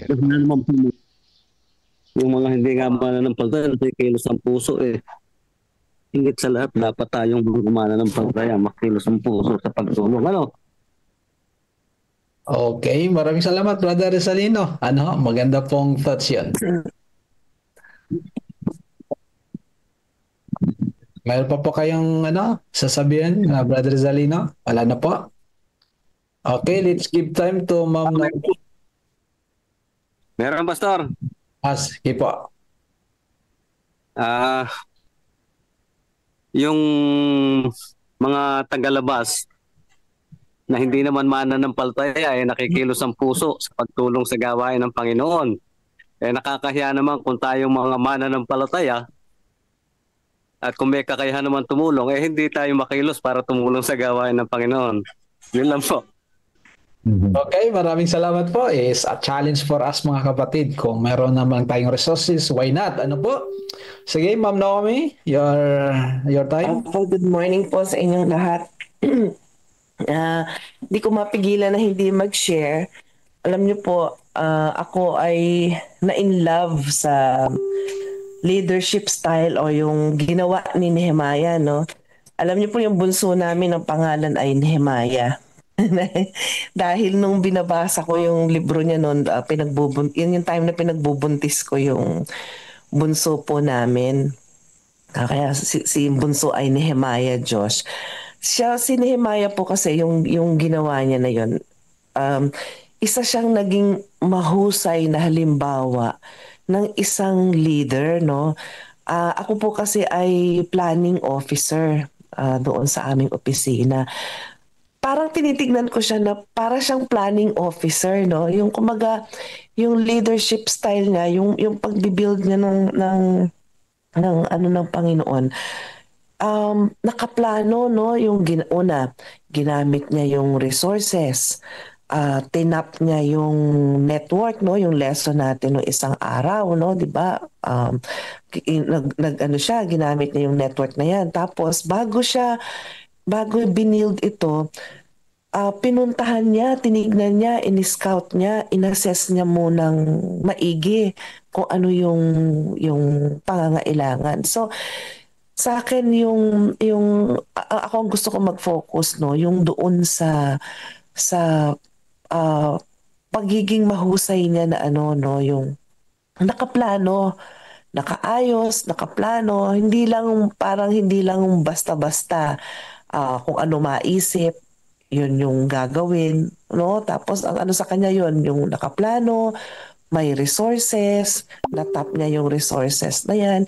So, para sa akin, parang ganun din, no? Yung paglilingkod natin, hindi siya individual, no? Hindi siya individual. Yung paglilingkod natin, kailangan natin ng bawat isa, kailangan nakaplano siya. Titignan natin yung mga kakayanan nung mga nagsusupport sa atin para maging collective yung success nung kanyang plano, yung kanyang gustong gawin. At nakita naman natin na talagang na-accomplish at ang lahat na yun talaga ay nagbigay ng papuri sa Panginoon. So, yun lang po. Talagang inspired ako doon sa yung pagiging planning, niya talaga, yung mga, kung paano niya ito isinaayos, no? Talagang nasa ayos siya lahat. Talagang in order, no? At na-maximize niya ang lahat ng mga available resources, tao at resources na gamit para ma-forward yung gawain ng Panginoon. Yun lang po. Good morning and happy Sabbath po. Okay, thank you. Maraming salamat po, Ma'am Nome. So, Nehemiah is not only a good planner, kaya rin po ay architect, lahat po, systematic ang kanya pong ginawa. Bigyan natin ng panahon si Brother Osias. Sige po. Yes po, kunti lang po. Kunting reflection lang po kasi pagkada talaga itong reflection kay Nehemiah, Kasi nung nakita nga po ni Nehemiah na ang bansang Israel ay talagang nagdusa, napahirapan kasi nga talagang sinira ng Babylonian Empire. Ay nung nasa Babylonia siya ay talagang kita niya ang pangyayari ito at sa Medo Persia. Ay ang unang ginawa niya talaga, hindi siya nakalimot sa Panginoon. Siya po ay nanalangin, nagpasting. Di ba mga kapatid? Ito po ang unang step na ginawa ko niya.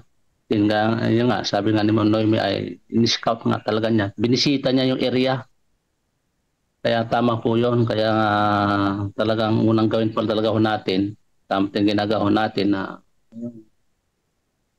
first thing to do talaga ay yung prayer, fasting. Kaya ng project natin sa CLPM ay talagang idulog natin talaga sa Panginoon yan. Panalangin natin.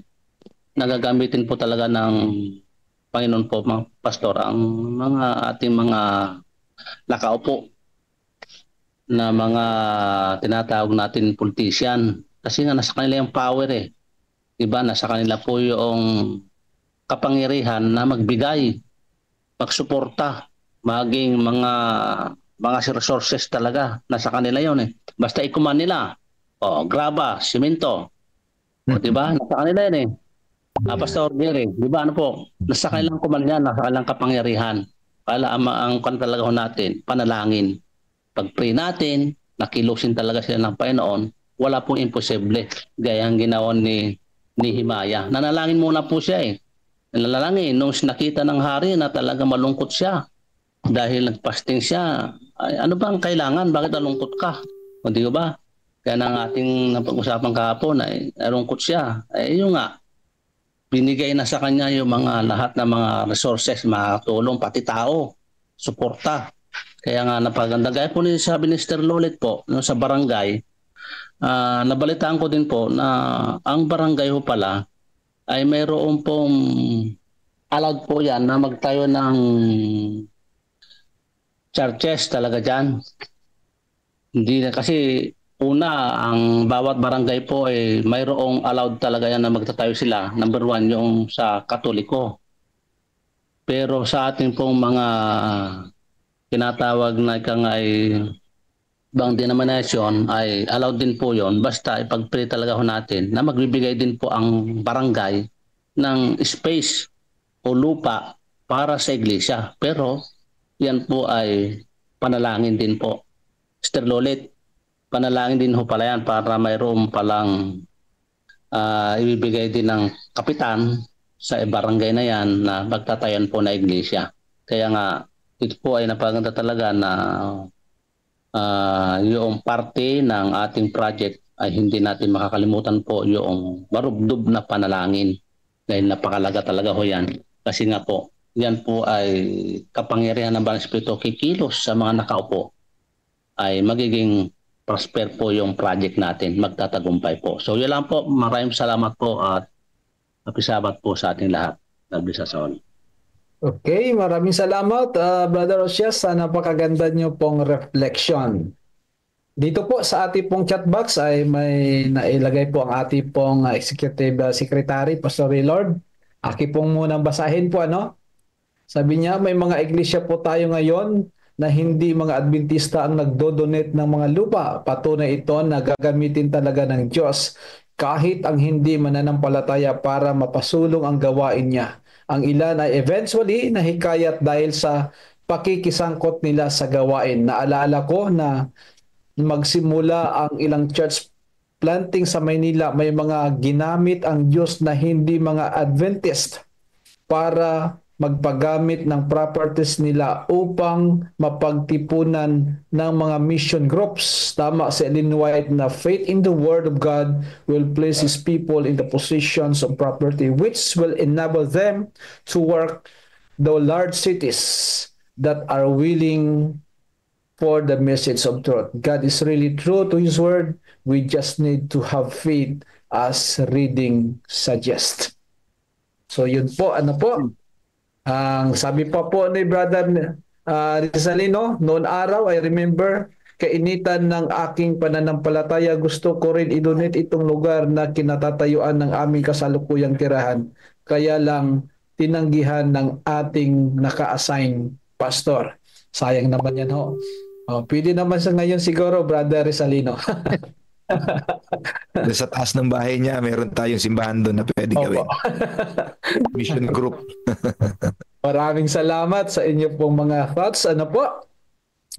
Okay, so meron pa time check, Pastor, time check. Sa ating mga social media accounts, meron pa bang iba, mga reflection doon? Kung wala na po. Sige, Pastor Jerry, let's go to sa sunod po ng ating pong program.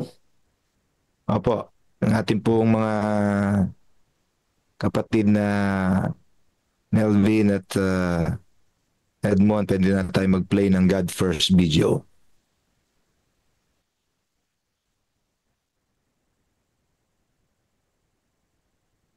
Sino po ang ating speaker ngayon, Pastor? Ang nakalagay po dito ay si Brother Jeffrey. Ewan ko lang kung nandito po ba siya. Ready ka, Pastor, sumalo ha? Sige po. Ako si Brother Jeffrey Pascual nakalagay po. Kung wala naman po ay sige po, pwede naman natin mag-play ng ating pong God First video. Okay po, itong God First video para sa ngayong araw ay yung para talaga ngayon naka-schedule yung araw, May 17. Po. Thank you po.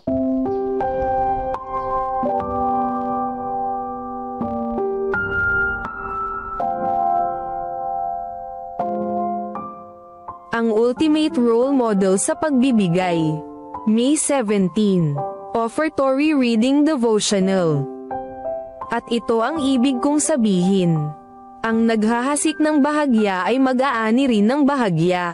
At ang naghahasik ng sagana ay mag-aani rin ng sagana. Ang bawat isa ay magbigay ayon sa ipinasya ng kanyang puso, hindi mabigat sa kalooban, o dala ng pangangailangan, sapagkat iniibig ng Diyos ang nagbibigay ng masaya. Ikalawang Korinto Kapitulo 9 versikulo 6, 7. Sa iba't ibang larangan ng buhay, maraming huwaran sa mundo na nakagaganyak sa iba. Sa soccer, sina Ronaldo at Messi ay iginagalang bilang role model ng marami. Sa gayon ding paraan, sa ipinagmamalaking icon ay si Michael Jordan at LeBron James. Ang mga mahilig sa sports ay madalas na tumitingin sa mga individual, tulad ni Usain Bolt. Ang ibang batang Adventist preacher sa kolehiyo ay maaaring banggitin sina E.F. Cleveland, Charles D. Brooks or Mark Finley bilang kanilang role models. Pagdating sa pagbibigay, sino ang ating makukuha bilang ating role model? Sa buong kasaysayan, maraming individual ang nagbigay ng sagana sa Diyos, nagsisilbing kanilang inspirasyon. Ngunit, may isang pinaka-role model sa pagbibigay, ang Diyos mismo. Sinasabi sa Juan Kapitulo 3 versikulo 16. Sapagkat gayon na lamang ang pag-ibig ng Diyos sa sanlibutan na ibinigay niya ang kanyang bugtong na anak upang ang sino man na sumampalataya sa kanya ay hindi mapapahamak kundi magkakaroon ng buhay na walang hanggan. Ibinigay sa atin ng Diyos ang kanyang kaisa-isahang anak na si Jesus. Wala nang iba pang maibibigay ang Diyos maliban sa isang regalo na kanyang anak. Ibinigay niya ang lahat. Si Jesus ang pinakamahalagang kaloob na maaari niyang ibigay upang ipakita ang kanyang pag-ibig sa lahat sa atin. Sa pagbibigay sa atin na gaya ng kanyang ginawa, ang Diyos ang ultimate role model. Bilang kanyang mga anak at tagasunod, dapat nating tularan ang Diyos, na siyang pinakahuwaran sa pagbibigay. Upang makapagbigay tayo tulad ng kanyang pagbibigay, kailangan natin ang kanyang biyaya upang may bahagi ang pinakamabuti sa mga pagpapalang ipinagkaloob niya sa atin. Ang pasanin ng pagdadala ng mabuting balita ng kaligtasan sa mga nangangailangan ay hindi matatapos nang hindi natin tinitingnan ang Diyos bilang ating huwaran sa pagbibigay. Panawagan. Nais mo bang ang Diyos ang maging inyong huwaran sa pagbibigay? Kung gayon, magbigay tayong masagana ayon sa pagpapala sa atin. Sa pagbabalik natin ng ating mga ikapo at mga pangakong handog ay ilagay natin sa huli ang ating mga hangarin, at unahin ang Diyos. Amen.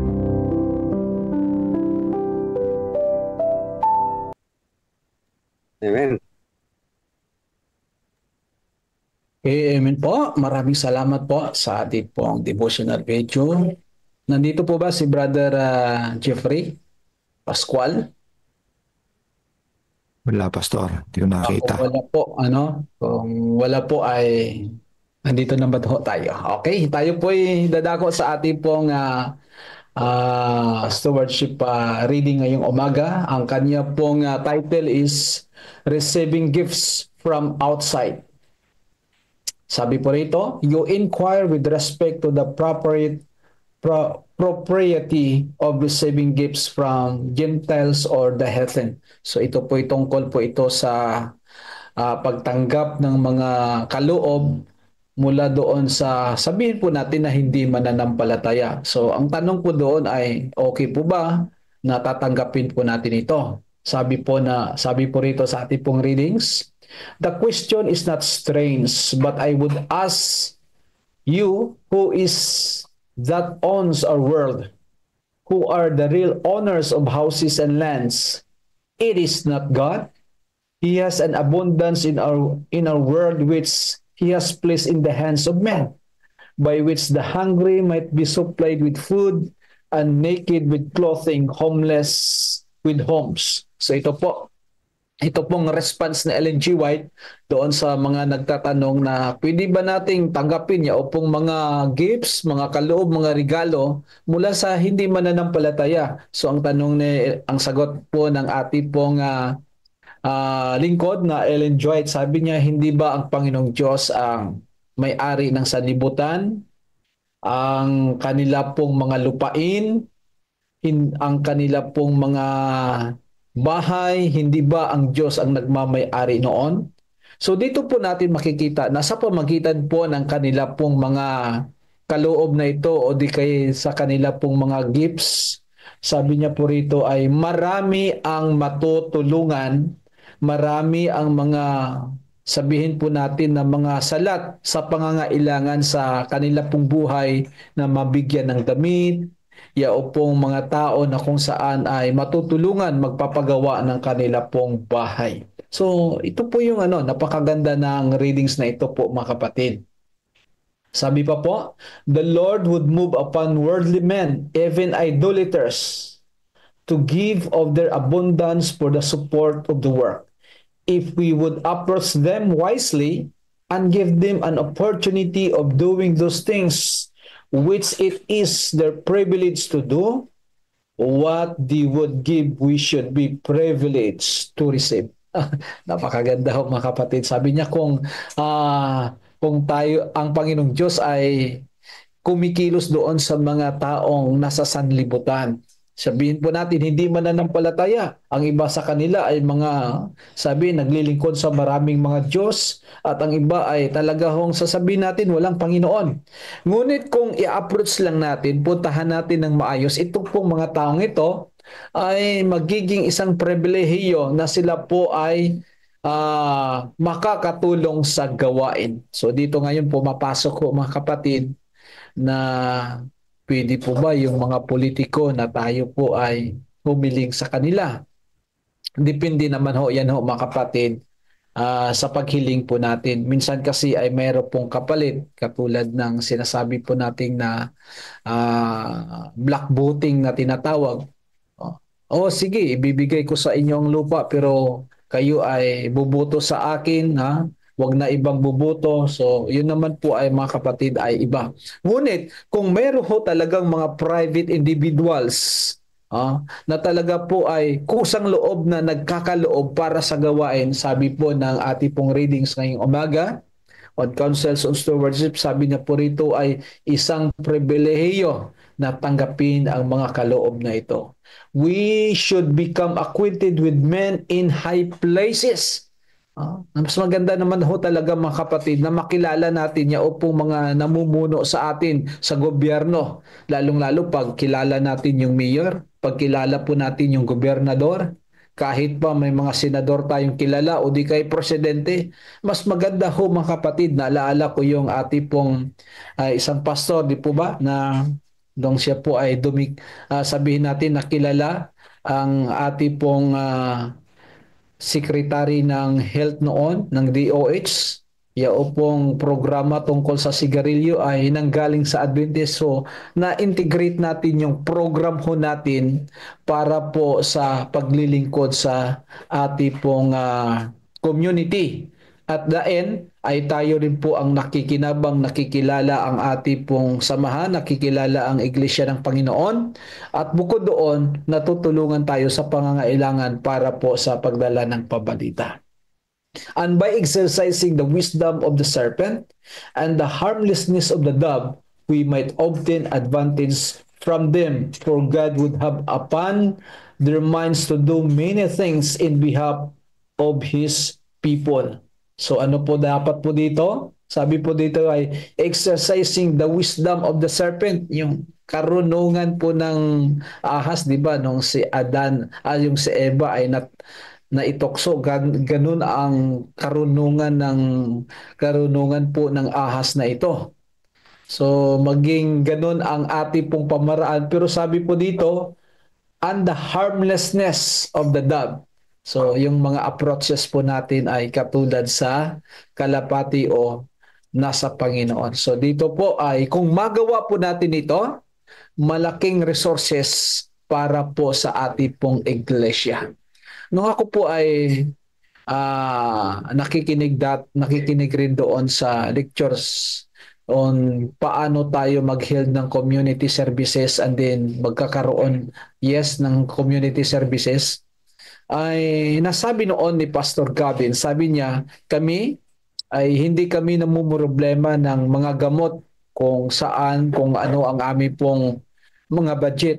Ang ginawa niya ay tinap niya yao pong mga pharmacology, mga pharma. Yao pong tinatawag nating yao pong gumagawa ng gamot. Hindi lang pharmacy, kundi yao pong gumagawa talaga ng mga gamot yung mga kumpanya.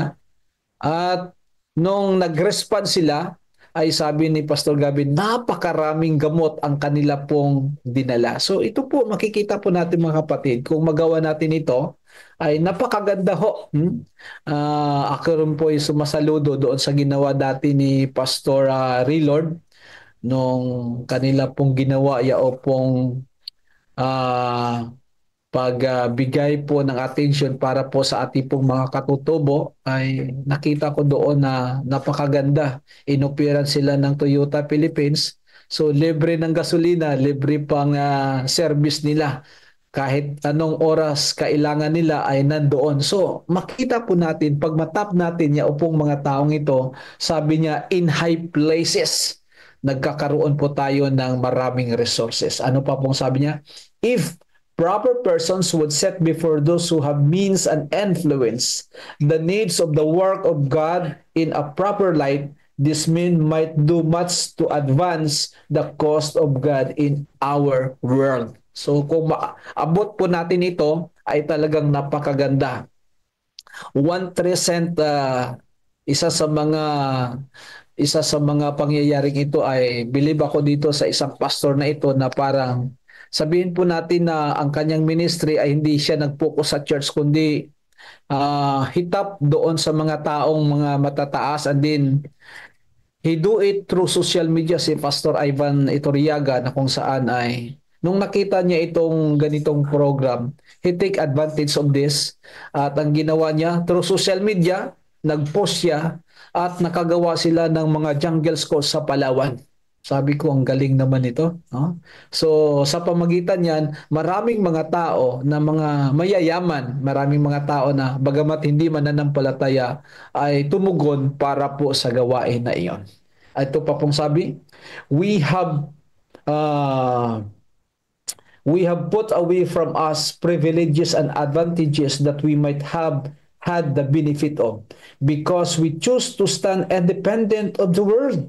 But we need not sacrifice one principle of truth while taking advantage of every opportunity to advance the cause of God. So, kinakailangan makisangkot tayo ho, mga kapatid.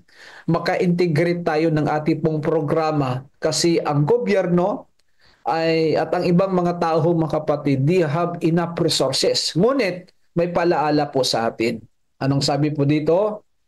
But we need not sacrifice one principle of truth while taking advantage of every opportunity to advance the cause of God. Huwag naman natin isakripisyo ang katotohanan para lang makaabot tayo sa ganong mga resources. No, mga kapatid. We need to stand in that truth, at kung makita naman ito ng mga taong ito na ang ating pong dinadala ay katotohanan, ay sila mismo ang tutulong at magbibigay po ng resources. So, dito po makita po natin ngayong umaga, receiving gifts from outside. Ang pagtanggap ng mga kaloob ng mga gifts na nagmumula sa mga private individuals na hindi mananampalataya ay isang bagay na makakatulong sa gawain ng Panginoong Diyos. At of course, ang gumagawa naman yan ang Panginoong Diyos. Ang sa atin lamang ay itatap natin ang mga taong ito sa mabuting kaparaanan at makikita nila ang ating pong mga hinahangad. So, pagpapalain po tayo ng Panginoong Diyos ngayong umagang ito. Maraming salamat po. Tayo po ay dadako po sa ating pong silent prayer. Ano po? Sa ating pong silent. Amen, mga kapatid. Ayan, salamat sa magandang lesson na yan. Nasagot na rin yung question ni Sister Belinda Salvania. Belinda Salvania ba nagtanong? Yes, Sister Belinda. Ano po? So, tunay na yung mga hindi pananampalataya ay malaki ang may tutulong sa gawain. Ano? Ngunit ay pagtap natin sa kanila sa mabuting paraan sa kalooban ng Panginoon. Kasi yung mga politiko ay, lalo na pag panahon ng eleksyon, alam nila yan na pag lumapit ka sa kanila, inaasahan nila na iba yung kapalit, ano? Na kailangan mo sila suportahan. So, sabi nga kahapon sa reflection ni Pastor Jerry, iwasan natin magkaroon ng agreement na gano'n, ano? Kasi hindi maganda, ano po. So, kailangan may share natin sa kanila na sila ay tutulong dahil binigyan sila ng resources ng Panginoon. Hindi tutulong sila dahil kapalit na, alam nyo na kung ano yung kapalit. So, pag ginawa kasi natin, magiging parang ano na tayo, alam nyo, yung kabilang religion na 3 letra, no? So, wag nating isakripisyo yung katotohanan. Yan, sabi ni Pastor Jupit, ano? Wag nating isakripisyo yung katotohanan. So, ayan, ano, maganda, no? Maganda nga, huwag nyo itapat sa election pagka hihingi ng tulong kasi parang tinetik advantage natin yung election niya, tutulong yan kasi election kailangan nila ng boto. So, wag ano, iwasan na lang natin. Pwede naman after ng politiko, yung mga nakaupo, hindi yung election na tumatakbo pa lang kasi na alam natin na magkakaroon yan ng agreement, arrangement, o suportahan nyo kung ano, buong yung religion, kung ganun mangyayari dyan. So, diba? So, mali. Kasi hindi nakuha yung layunin ng Diyos. Kasi dapat alam nila na ang Diyos ang may-ari ng lahat ito sa libutan. At tayo ay gumagawa para sa gawain ng Diyos. Tutulong sila sa pamamagitan ng pagtanggap nila na sila ay pinagpala ng Panginoon. Ano po? So, lahat yan, sabi nga kanina, ay nakukuha sa panalangin. Ano po? Nakukuha sa panalangin. So, yan na. Tayo manalangin, mga kapatid. Let us pray. At talang isama natin yung ating mga prayers, commitment cards, mga pangalan. Ano po? Na ating nais na ilapit sa Panginoon. At siyempre, yung ating mga puso. Ano? Sa paglapit natin, sa pag-abot sa mga mayayaman na non-Adventist o hindi ka pananampalataya, dalangin natin muna sa Panginoon kung tama ba yung ating gagawin paglapit sa Kanya, pag-approach, pangungusap, ano. Ayan, ano po. Let us pray, mga kapatid.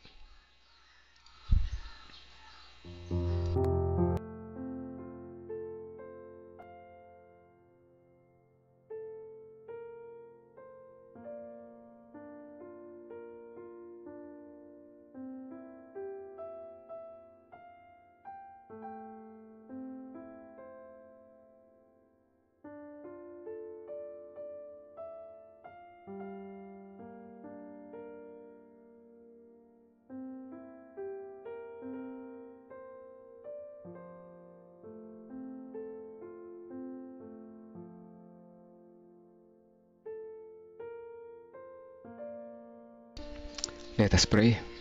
Amang banal na makapangyarihan sa lahat. Salamat po, O Diyos, sa umaga na ito na muli nyo kaming ginising. Binigyan ng pagkakataon na muling makalapit, makakonekta po sa inyo sa simula ng araw ng aming buhay sa araw na ito. Unang-una, salamat po sa sabat na kapahingahan. Salamat sa inyong biyaya na kami ay nakarinig muli ng mga paalala sa umaga na ito. Sa aming mga natutunan, salamat po, O Diyos. Nawa ay bigyan nyo kami ng karunungan, maunawaan, maisabuhay namin ito at may bahagi sa iba. Salamat sa mga pagkakataon na mas mapapabilis ang pagtatapos na iyong gawain kung kami ay lalapit sa mga hindi lamang lalapit para humingi ng tulong, kundi maipakilala rin namin kayo sa kanila bilang ating personal na tagapagligtas at makatulong sa gawain na pagtatapos na iyong gawain. Salamat sa mga aral at tunay na ramdam po namin ang inyong pagmamahal.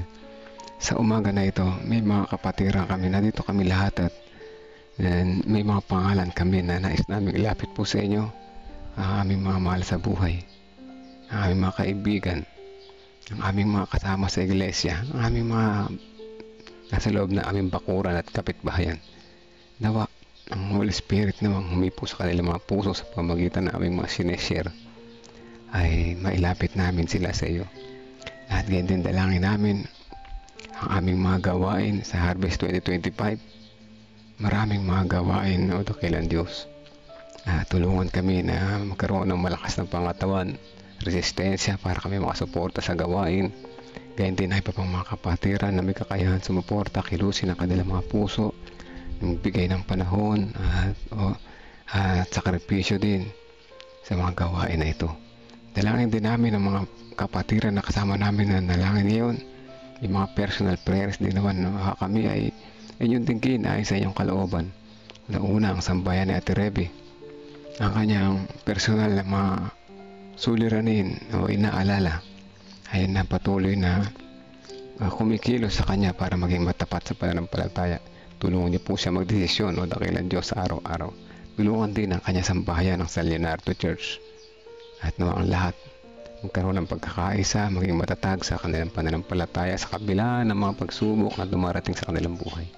Gayun din ang sambahayan ni Sister Sweetie, kasama ni Sister Hannah, ang kanilang buong pamilya, ang kanilang pinagkakitaan, at ang kanilang pagliliwanag sa kanilang nasakupan ay patuloy niyang pagliwanagin o dakilang Diyos. Sambayan din ni Ate Lorna at Kuya Bobby, una-una ang kanilang kalusugan. Kaya din ang kanilang nalapit na travel papunta sa kanilang anak na si Buboy, ay ihanda niyo po ang kanilang kalusugan at ang kanilang pinansyal para makasuporta sa kanilang pagpunta doon at kanilang masaksihan ang panimulan ng tagumpay ng kanilang anak. Dalangin din namin ang sambayan ni Ma'am Nora Abiedes kasama na si Brother Leonard. Patuloy na kagalingan ng dalingan at recovery ang aming dalangin para sa kanya. Patuloy niyo po siyang gamitin para magliwanag din ang kanilang sasakupan. Kaya na rin si Nanay Nerissa, kasama na yung si Brother Rinaldo Eusebio, si Veronica, si Liwayway, at si Romnick Erelia. Dalangin din po namin si Sister Teresita Ladia sa anuman ang kanyang mga kahilingan sa ngayon para sa kanyang mga mahal sa buhay. Sama-sama po namin ito, ilalapit po sa inyo. Again din si Sister Teresita Direct Reyes, kasama ng kanyang mga mahal sa buhay. Si Ate Mitch Anuse, si Sister Nympha Rivera, kasama na yung kagalingan kay Auntie Ching, at patuloy na kalusugan sa kanyang anak.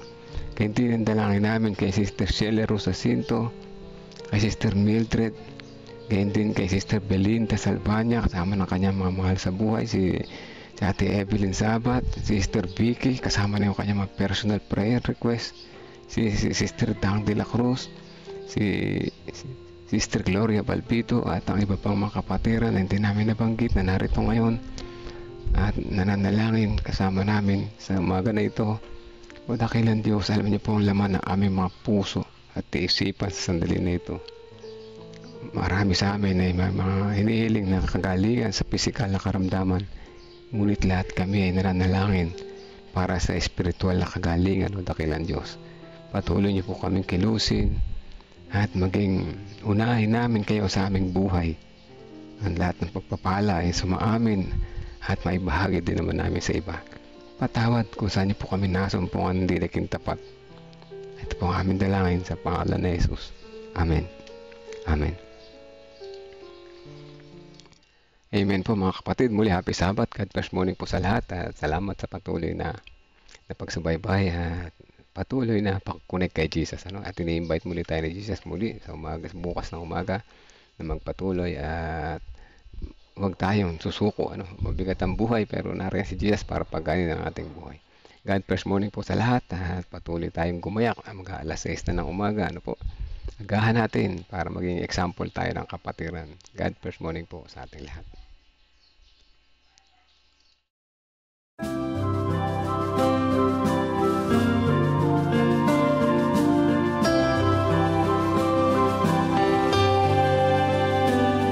I hear the voice of Jesus calling. My answer is I will go. I see the need of people crying. My answer is I will go. I go to share the message of love share the blessed hope. But if I get discouraged, I call to Jesus' help.